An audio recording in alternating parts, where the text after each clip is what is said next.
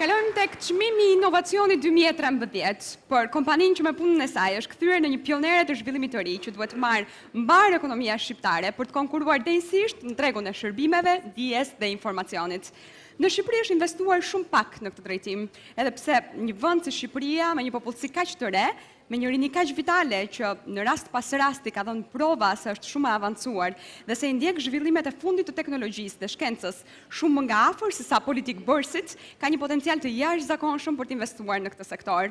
Ky çmim është një orvatje së pari për të njohur publikun shqiptar me punën e jashtëzakonshme që kanë bërë disa sipërmarrje në këtë fushë. Dhe së dyti, për të dhënë mesazhin se kjo qeveri është e vendosur të mbështesë çdo të ri dhe të re që ka idet, vizionin dhe aftësinë për të krijuar, për të ndërtuar dhe për të punuar në këtë fushë. Shohim së bashku kandidaturat.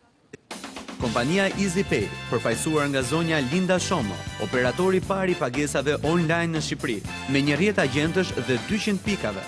Modeli i biznesit është fokusuar tek pjesa e popullsisë që akoma nuk paguan me banka. Vizioni i EasyPay është të sjellë inovacion në fushën e pagesave online. Për herë të parë në Shqipëri në vitin 2011, EasyPay mundsoi për digital jo vetëm shitjen e abonimeve me EasyPay në lek, por edhe shitjen në euro me PayPal për të gjithë diasporën. Në vitin 2013, EasyPay, në bashkëpunim me bankat shqiptare, mundësoi edhe pagesën e abonimeve digital me Fatura Plus.